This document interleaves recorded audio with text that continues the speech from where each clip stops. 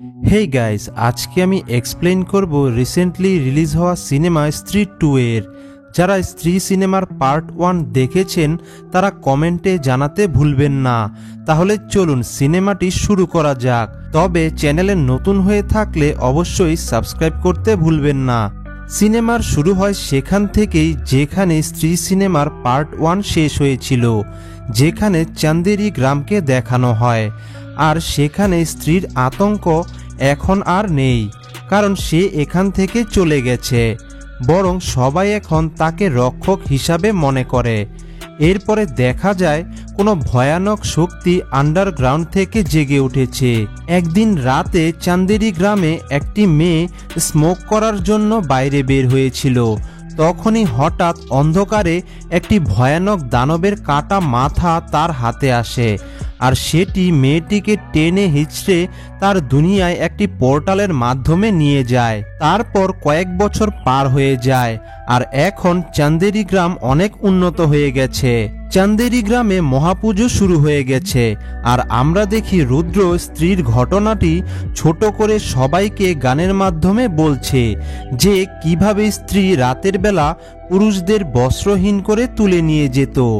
তারপর দেখা যায় গ্রামের সবাই স্ত্রীকে এখন সম্মান জানানোর জন্য তার একটি বড় স্ট্যাচু বানায়। এরপর একদিন পোস্টম্যান একটি খাম নিয়ে রুদ্রর কাছে আসে। খামটি খুলে রুদ্র জানতে পারে এর মধ্যে চান্দেরি পুরাণ বইয়ের হারানো পাতাগুলো রয়েছে। সেই পাতায় মাথা কাটা মানে সারকাটার ব্যাপারে লেখা ছিল। যেহেতু মুভিতে এটিকে সারকাটা বলে উল্লেখ করা হয়, তাই আমিও এটিকে সারকাটাই বলবো। এদিকে ভিকি এখনো শ্রাদ্ধাকে ভালোবাসে, তাই বারবার শ্রাদ্ধার কল্পনা করে এক একজনকে শ্রাদ্ধা মনে করে। এরপর রুদ্র ভিকিকে চান্দেরি পুরাণের পৃষ্ঠাগুলো দেখায়। সেই খামের ভেতর একটা ছোট্ট মেসেজও ছিল, যেখানে লেখা ছিল সে আসবে। অর্থাৎ কেউ তাদের আগে থেকেই সতর্ক করার চেষ্টা করছে। কিন্তু ভিকি এসব কথার পাত্তা দেয় না, কারণ তারা এখনো সারকাটাকে দেখেনি।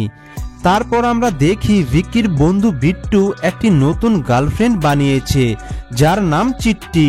বিট্টু চিট্টিকে প্রতি সোমবার ঘুম পাড়ানোর জন্য রাতে গান শোনাতো। তাই আজকে রাতেও বিট্টু ভিকিকে নিয়ে চিট্টির বাড়িতে যায়, আর ভিকি নিচে বাইকে বসা থাকে। বিট্টু চিট্টিকে ঘুম পাড়িয়ে যখন নিচে আসে, তখনই হঠাৎ চিট্টির ঘর থেকে ভীষণ চিৎকার আসে, আর দেখা যায় সেই সারকাটা চিট্টিকে তুলে নিয়ে যায়। সারকাটা রুমের দেয়াল ভেঙে চিট্টিকে তুলে নিয়ে যায়। কিন্তু এদিকে মজার বিষয় হলো, সেই দেয়ালে বিশালদেহী এক দানবের আকৃতি দেখা গেলেও সেই আকৃতির কোনো মাথার অংশ ছিল না। এখন গ্রামের সবাই চিট্টিকে খুঁজতে বেরিয়ে পড়ে, আর তখনই দেখা যায় রুদ্র মাটিতে একটি বড় কোনো দানবের পায়ের ছাপ দেখতে পায়। তখনই সেখানে বসে থাকা একটি নেশাখোর লোক সবাইকে বলে চিট্টিকে সারকাটা মানে মাথা কাটা দানব নিয়ে গেছে। কিন্তু কেউই সেই নেশাখোরের কথা বিশ্বাস করে না। তখনই দূরে অন্ধকারে ভিকি কোনো মানুষের অবয়ব দেখতে পায়, আর সে সেই অবয়বটির পেছনে যেতে থাকে। কিছু দূর গিয়ে সে নুপুরের শব্দ শুনতে পায়, আর সে ভাবে হয়তো স্ত্রী আবার ফিরে এসেছে। কিন্তু তখনই সেখানে শ্রাদ্ধা চলে আসে। তবে ভিকি প্রথমে বিশ্বাস করে না, পরে সে বুঝতে পারে আসলেই শ্রাদ্ধা চলে এসেছে।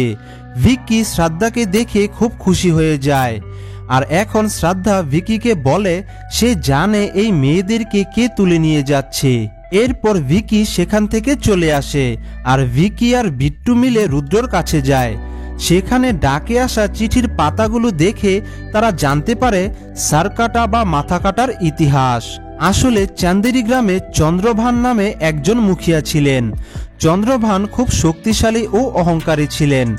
চন্দ্রভানের নাচ গান খুব পছন্দ, এবং সে নারীদের আধুনিকতা পছন্দ একদমই করতেন না। সে নারীদের শুধু ভোগ করার জিনিস ভাবতেন। তখন সেখানে একটি নর্তকী তার প্রেমিকের সাথে বিয়ে করলে চন্দ্রভান তা পছন্দ করে না। সে সেই নর্তকীর প্রেমিক আর নর্তকীকে আগুনে পুড়িয়ে মেরে ফেলে, তাও তাদের জন্ম নেয়া ছোট্ট মেয়েটির চোখের সামনে। সেই নর্তকী পরবর্তীতে স্ত্রীর রূপ নিয়ে চলে আসে, আর চন্দ্রভানের গলা কেটে মাটিতে পুঁতে ফেলে। আর এই চন্দ্রভানই হলো সারকাটা মানে মাথা কাটা দানব। যেহেতু এতদিন স্ত্রী এই গ্রামে ছিল তাই এই সার্কাটা গ্রামে ঢুকতে পারেনি, কিন্তু স্ত্রী চলে যাওয়ায় এখন সে গ্রামে ঢুকে মেয়েদের তুলে নিয়ে যাচ্ছে। আর এই সার্কাটা শুধু আধুনিক মডার্ন মেয়েদেরকেই টার্গেট করে। তার মানে এতদিন যে মেয়েরা গায়েব হয়ে যাচ্ছিল তাদেরকে এই সার্কাটাই নিয়ে যাচ্ছিল। এখন ভিকি বলে সার্কাটাকে হারাতে হলে তাদেরকে আবার স্ত্রীকে এই গ্রামে নিয়ে আসতে হবে, কিন্তু তা কি করে হবে?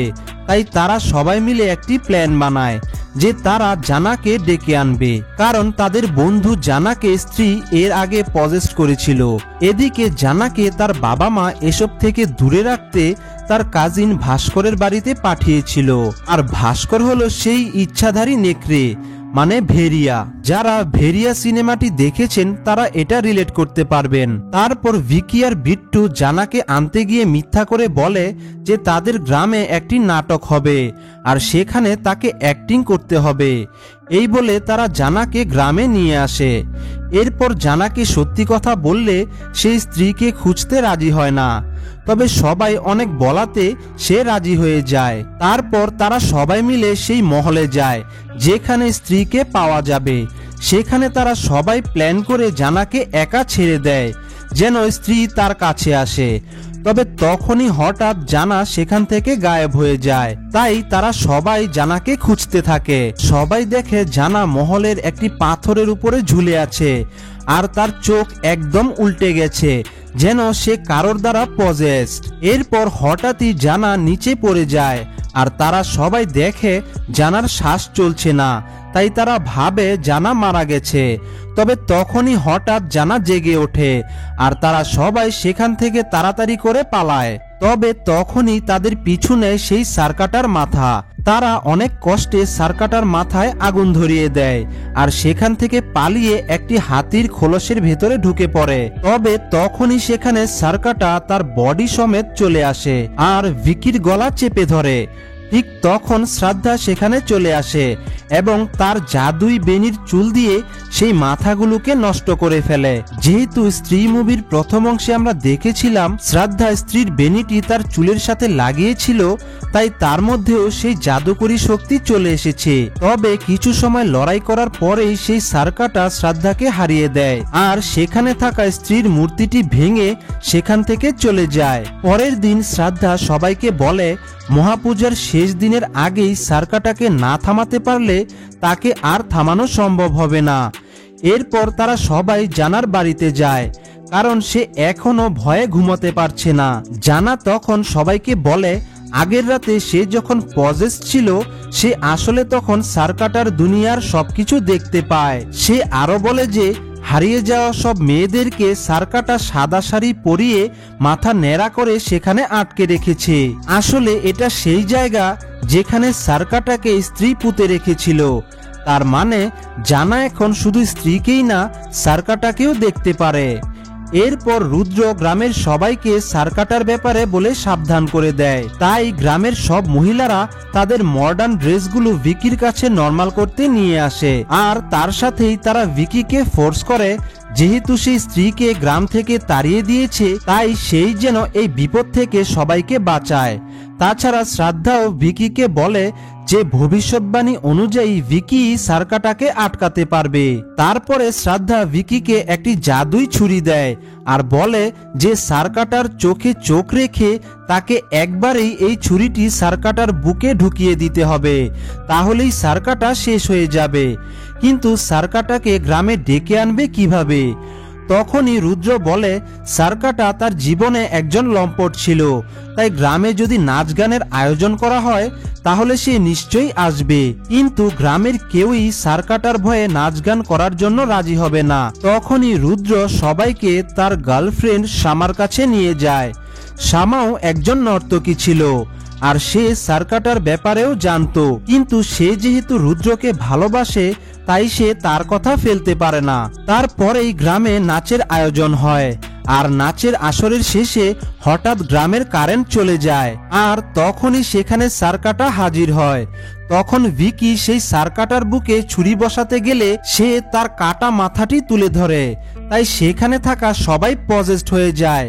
আর ভিকিও কিছু সময়ের জন্য চোখে কিছুই দেখে না, তাই সার্কাটা এখন সবার সামনেই শামাকে সেখান থেকে তুলে নিয়ে যায়। এদিকে প্ল্যান অনুযায়ী শ্রাদ্ধার এখানে থাকার কথা থাকলেও তাকেও পাওয়া যায় না। এরপর ভিকি ছাদে গেলে তখনই শ্রাদ্ধা তার কাছে আসে, তাই ভিকি রেগে শ্রাদ্ধাকে কোথায় চলে গিয়েছিল জিজ্ঞেস করলে তখন শ্রাদ্ধা বলে সে ভেবেছিল সার্কাটা যখন এখানে আসবে তখন সে ওর আস্তানায় গিয়ে হারিয়ে যাওয়া মেয়েদেরকে বাঁচিয়ে নিয়ে আসবে, তবে সে সার্কাটার সেই জায়গায় ঢুকতেই পারে না। এরপর দেখা যায় জানা আর রুদ্রও সেখানে চলে আসে আর সবাইকে বলে আমাদেরকে সাবধান করতে যে চিঠিটা পাঠিয়েছিল তার কাছে গেলে হয়তো আমরা সার্কাটাকে কিভাবে হারাতে হয় সে ব্যাপারে জানতে পারবো। তারপরে তারা চিঠির লোকেশন অনুযায়ী একটি মেন্টাল হসপিটালে পৌঁছে যায় যেখান থেকে এই চিঠিটা পাঠানো হয়েছিল। সেখানে গিয়ে তারা অক্ষয় কুমারকে দেখতে পায় যে চন্দ্রভানের শেষ বংশধর ছিল আর সে কিছুটা পাগলাটে ধরনেরও ছিল। সে বলে সার্কাটাকে হারাতে হলে তার জায়গায় যেতে হবে, তবে তার জায়গায় যে কেউ যেতে পারবে না, কোনো পুরুষ নারী জন্তু জানোয়ার কেউই সেই সার্কাটার আস্তানায় ঢুকতে পারবে না, শুধুমাত্র অর্ধেক নারী ও অর্ধেক পুরুষ মিলে একসাথে সেখানে ঢুকতে পারবে। সে আরো বলে সার্কাটা যতক্ষণ না একটি বলি দিতে পারে ততক্ষণ সে শান্ত হবে না। আসলে সার্কাটা এখানে স্ত্রীর বলি দিতে চায়, আর যেহেতু স্ত্রীর বেনি এখন শ্রাদ্ধা লাগিয়ে নিয়েছে তাই সে শ্রাদ্ধার বলি দিতে চায়। এরপরেই শ্রাদ্ধা বলে যে ভেতরে কিভাবে ঢুকতে হবে তা তার উপর ছেড়ে দিতে, আর ভিকি যেন ঢুকেই সার্কাটার মাথা দুই ভাগ করে দেয়, তাহলেই তাদের প্ল্যান কাজ করবে। তখনই জানা বলে ওঠে যদি এই প্ল্যানে কাজ না হয় তবে তার কাছে প্ল্যান বিও আছে, তবে কেউই তার কথা তেমন পাত্তা দেয় না। অন্যদিকে গ্রামে মহাপূজার শেষ দিন চলে আসে আর সেই পজেসড হওয়া গ্রামের পুরুষেরা যারা সার্কাটার বসে ছিল তারা গ্রামের সব মহিলাদেরকে ঘরে আটকে রেখে তালা দিয়ে দেয় আর নিজেরাই মহাপূজার আরতি করতে যায়। এরপর রাতে ভিকি, শ্রাদ্ধা, জানা আর রুদ্র সার্কাটার লোকেশনের সামনে পৌঁছে যায়। বিট্টুও তাদের পেছনে পেছনে যাচ্ছিল আর সে সবাইকে সাবধান করতে থাকে যে ওখানে গেলে তারা মারা যাবে, তবে তারা সবাই মিলে বিট্টুকে বেঁধে তাদের সাথে নিয়ে নেয় কারণ সেও পজেসড ছিল।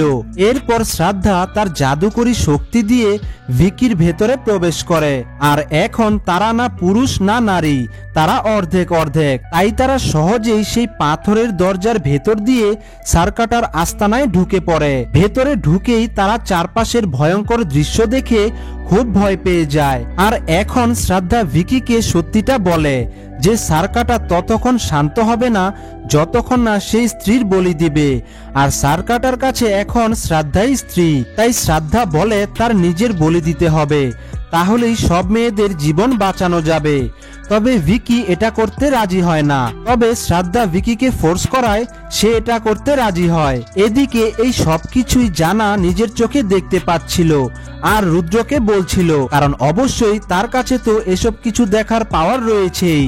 তারপরেই দেখা যায় সেখানে সার্কাটা চলে আসে আর সে শ্রাদ্ধার সমস্ত শক্তি নিজের ভেতর টানতে থাকে, আর তখন আমরা দেখতে পারি শ্রাদ্ধার সাথে সাথে সেখানে থাকা সব মেয়েদের শক্তিও একসাথেই সার্কাটা টানছে। তার মানে শ্রাদ্ধা মারা গেলে বাকি মেয়েরাও মারা যাবে। ঠিক তখনই ভিকি সেটা বুঝতে পেরে যায় আর সেখান থেকে দৌড়ে এসে সার্কাটার মাথা দুই ভাগ করে দেয়। সে ভেবেছিল সার্কাটা এখানেই শেষ হয়ে গেছে, কিন্তু দেখা যায় সেই দুই ভাগ হওয়া মাথা দুইটা মাথায় পরিণত হয়। এরপর শ্রাদ্ধা এবং ভিকি একই সাথে সেই মাথার সাথে লড়াই করে, তবে সেই মাথার সংখ্যা ক্রমেই বাড়তে থাকে আর তারা এখন এই মাথাগুলোর সাথে আর পারছিল না। তখনই শ্রাদ্ধা পাথরে আটকানো একটি তরোয়াল দেখিয়ে ভিকিকে বলে যে স্ত্রী যেই তরোয়াল দিয়ে সার্কাটার গলা কেটেছিল সেটা দিয়েই সার্কাটাকে শেষ করা যাবে, আর সেই তরোয়ালটি কেবল ভিকি বের করতে পারবে, মন দিয়ে চেষ্টা করলেই কেবল সেটা বের করা সম্ভব।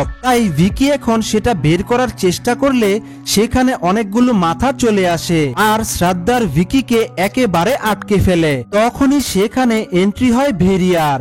ভেরিয়া মানে ভাস্কর, যে কিনা জানার কাজিন।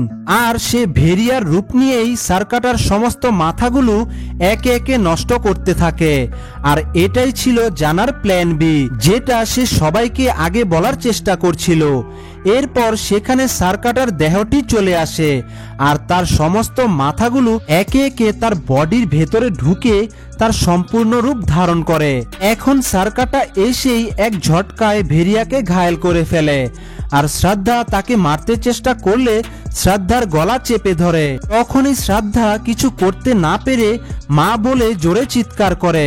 আর আমরা দেখি সেখানে স্ত্রী হাজির হয়। তার মানে শ্রাদ্ধা স্ত্রীর সেই মেয়ে যার চোখের সামনে তার বাবা মাকে চন্দ্রভান মেরে ফেলেছিল। এরপর স্ত্রীর সাথে সার্কাটার লড়াই শুরু হয়। স্ত্রী সার্কাটাকে ঘায়েল করলেও একেবারে তাকে মারতে পারছিল না, সে নিজেও ঘায়েল হচ্ছিল। তখনই শ্রাদ্ধা ভিকিকে আবার বলে সেই তরোয়ালটি বের করে আনতে। তখনই ভিকি অনেক কষ্টে তার মনের জোর দিয়ে সেই তরোয়ালটি বের করে আনে আর তার সাথে সাথে সেটি সেই স্ত্রীর হাতে দিয়ে দেয়। আর স্ত্রী এখন আরো একবার এই শয়তানের মাথা দুই ভাগ করে তার দেহ এবং মাথা আগুনের লাভায় ফেলে দেয়। আর সার্কাটার এখানেই শেষ হয়ে যায়। ওইদিকে গ্রামের মহিলারাও তাদের তালা ভেঙে মহাপূজার আরতি করতে বেরিয়ে পড়ে, কারণ এই পূজার আরতি কেবল মহিলারাই করে থাকে। আর এদিকে সার্কাটা শেষ হতেই গ্রামের সবাই যারা সার্কাটার বসে ছিল তারা ঠিক হয়ে যায়। এরপর দেখা যায় স্ত্রী সেখান থেকে চলে যায় আর তারা সবাই মিলে গ্রামের হারিয়ে যাওয়া মেয়েদেরকে নিয়ে সেই জায়গা থেকে বের হয়ে আসে। আর ভেরিয়াও সেখান থেকে জঙ্গলে চলে যায়। এরপরে ভিকি শ্রাদ্ধার সম্পর্কে জানতে চাইলে সে বলে সে আসলেই স্ত্রীর মেয়ে। এই বলে শ্রাদ্ধা সেখান থেকে চলে যায়। তবে যাওয়ার আগে সে তার আসল নামটিও ভিকিকে বলে যায়, কারণ এই সিনেমায় তার আসল কোনো নাম ছিল না। এরপর পোস্ট ক্রেডিট সিনে দেখা যায় সেই সার্কাটার মৃতদেহের লাভা চন্দ্রভানের বংশধর মানে অক্ষয় কুমার নিজে খেয়ে ফেলে। আর তার মধ্যে যেন আবার সার্কাটা জেগে ওঠে। আর এখানেই এই সিনেমাটি শেষ হয়ে যায়। সো গাইস, সিনেমাটি আপনার কাছে কেমন লাগলো তা অবশ্যই কমেন্টে জানাতে ভুলবেন না। তাহলে দেখা হচ্ছে পরের ভিডিওতে। Bye bye.